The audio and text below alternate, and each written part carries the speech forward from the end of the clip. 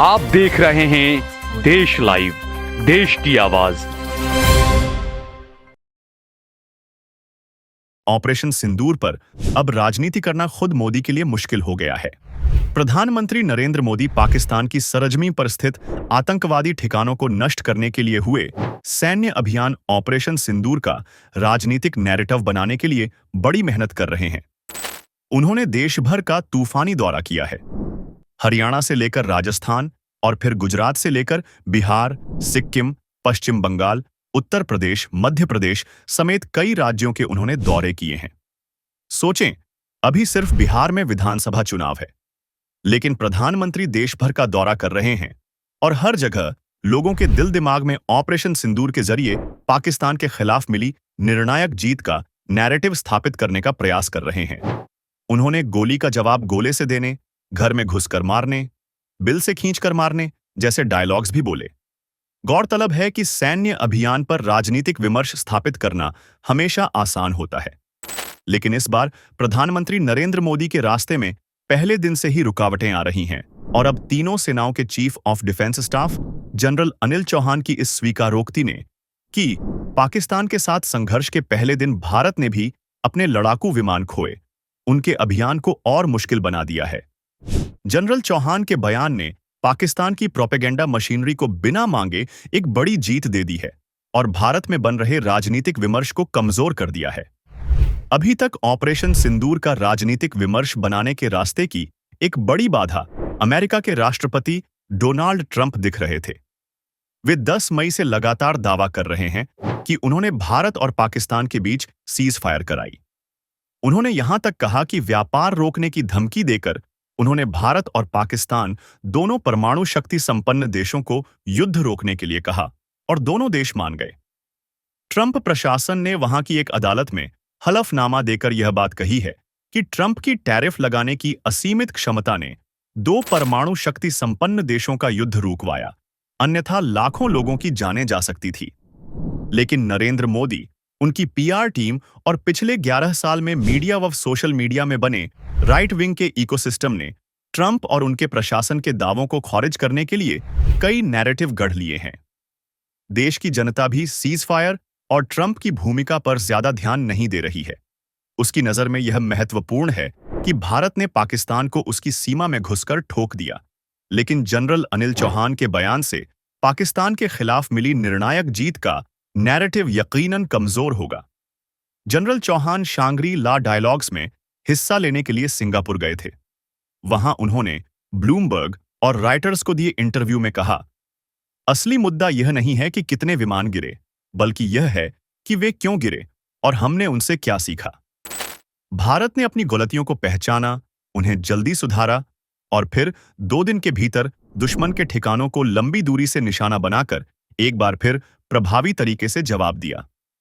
हालांकि उन्होंने बहुत स्पष्ट शब्दों में कहा कि पाकिस्तान जो 6 विमान मार गिराने का दावा कर रहा है वह पूरी तरह से गलत है, लेकिन उन्होंने यह स्वीकार किया कि पहले ही दिन भारत के लड़ाकू विमान गिरे थे। उनकी इस बात से ऐसा ध्वनित होता है कि पाकिस्तान ने हार नहीं मानी थी और उसने पलटवार किया था, जिसमें भारत को भी नुकसान हुआ।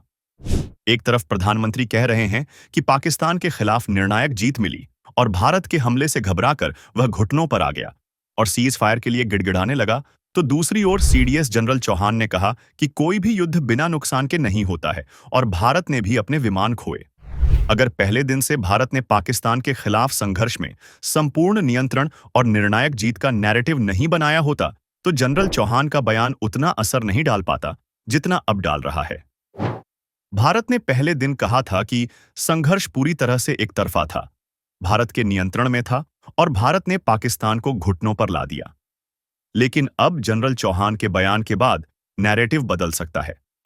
हालांकि अब भी भारतीय सेना की कामयाबी या पाकिस्तान की सरजमी पर आतंकवादियों के ठिकानों को नष्ट करने के दावे पर किसी को संदेह नहीं है और न उस पर सवाल उठाया जा रहा है, लेकिन पाकिस्तान को पूरी तरह से घुटनों पर ला देने का नैरेटिव कमजोर पड़ेगा।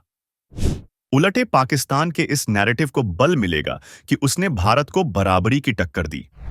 वैसे भी अचानक सीज फायर होने से विश्व बिरादरी में भारत और पाकिस्तान का संघर्ष बराबरी पर छूटने की धारणा बनी है।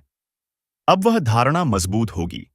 सामरिक मामलों के जानकार तभी कह रहे हैं कि सांग्री-ला डायलॉग्स में सीडीएस जनरल अनिल चौहान को नहीं जाना चाहिए था, और अगर वे गए भी तो इतने महत्वपूर्ण मसले पर उनको बयान नहीं देना चाहिए था। हालांकि इसका यह मतलब नहीं है कि भारत को बात छिपाए रखना चाहिए था। भारत को इसका खुलासा करना चाहिए था, लेकिन वह खुलासा विदेशी जमीन की बजाय भारत में होना चाहिए था, जहां अपने नुकसान की जानकारी के साथ साथ पाकिस्तान को हुए नुकसान का पूरा ब्यौरा बताया जाता।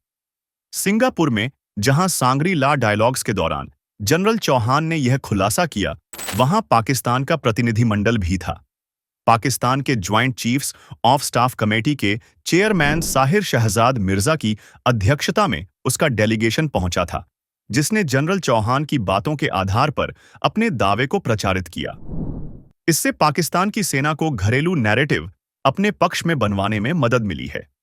अचानक हुए सीज फायर से पाकिस्तान की सेना यह धारणा बनवाने में कामयाब रही कि उसने भारत को जवाब दिया, और अब जनरल चौहान की बातों से भी आम पाकिस्तानियों के बीच सेना के लिए सकारात्मक माहौल बन रहा है।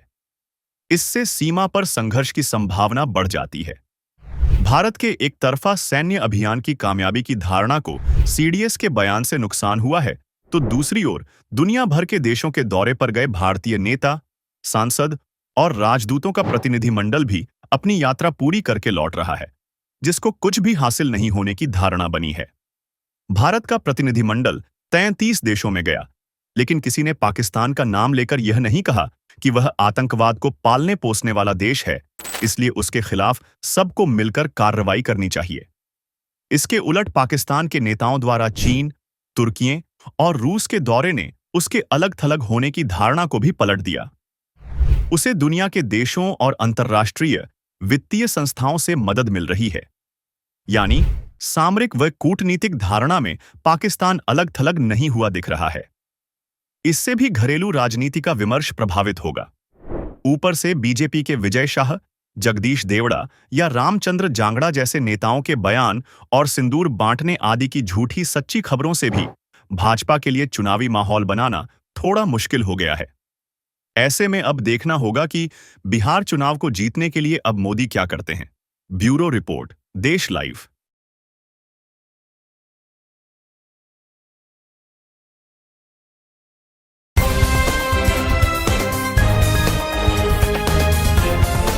देश और दुनिया की तमाम छोटी और बड़ी खबरों के लिए हमारे चैनल को सब्सक्राइब करना न भूलें और बेल का बटन जरूर दबाएं।